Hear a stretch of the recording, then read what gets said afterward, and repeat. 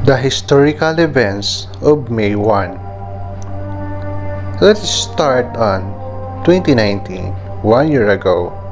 The Naxalite attack in Gadhichiroli district. 16 army soldiers, including a driver, killed in an IED blast.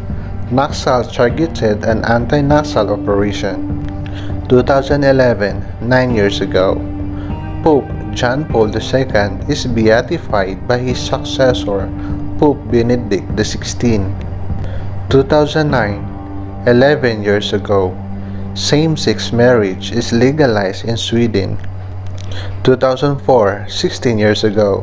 Cyprus, Czech Republic, Estonia, Hungary, Latvia, Lithuania, Malta, Poland, Slovakia, and Slovenia joined the European Union, celebrated at the residence of the Irish President in Dublin. 2003, 17 years ago. Invasion of Iraq. In what becomes known as the Mission Accomplished, speech on the board of the U.S. Abraham Lincoln off the coast of California, the U.S. President George W. Bush declares that major combat operations in Iraq have ended. 2001, 19 years ago, the Philippine President Gloria Macapagal Arroyo declared the existence of a state of rebellion, hours after 1,000 of supporters of her arrested predecessor, Joseph Estrada, stormed towards the presidential palace at the height of the EDSA III rebellion. 1999, 21 years ago, SpongeBob SquarePants premieres on Nickelodeon.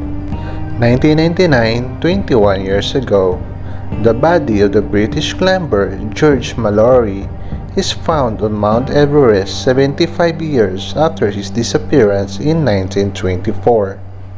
1995, 25 years ago, the Croatian War of Independence, Croatian forces launched Operation Flash.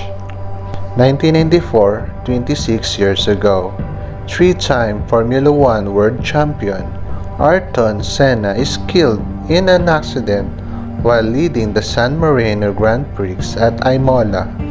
1987, 33 years ago, Pope John Paul II beatifies Edith Stein, a Jewish-born Carmelite nun who was gassed in the Nazi concentration camp at Auschwitz. 1983, 37 years ago, the Sydney Entertainment Centre is reopened. 1978, 42 years ago, Japan's Naomi Yomura, traveling by the dog's leads, became the first person to reach the North Pole alone. 1977, 43 years ago, 36 people are killed in Taksim Square, Istanbul during the Labor Day celebration. 1974, 46 years ago, the Argentine terrorist organization Montoneros is expelled from the Plaza de Mayo by President Juan Perón. 1971, 49 years ago, Amtrak, the National Railroad Passengers Corporation, takes over the operation of the U.S. passengers rail services. 1970, 50 years ago, Vietnam War protest erupts following the announcement by Richard Nixon that the U.S. and the South Vietnamese forces would attack Vietnamese communists in the Cambodian campaign. 1967, 53 years ago, Elvis Presley and Priscilla Bielio are married in Las Vegas. 1965, 55 years ago, Cross-Strait Relations Battle of the Dongyan, a naval conflict between the Republic of China and the People's Republic of China, takes place. 1961, 51 years ago, the Prime Minister of Cuba, Fidel Castro, proclaims Cuba a socialist nation and abolishes elections. 1960, 60 years ago, Cold War U-2 incidents, Francis Gary Powers in a Lockheed U-2 spy plane is shot down over the Slovak Oblast Soviet Union, sparking a diplomatic crisis.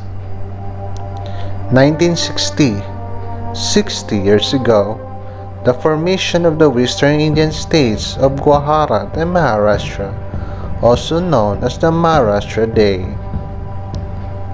1957, 62 years ago, 34 people are killed when a Vickers Viking Airlines crashes in the Hampshire, England. 1956, 64 years ago, a doctor in Japan reports an epidemic of unknown disease at the central nervous system, marking the official discovery of Minamata disease.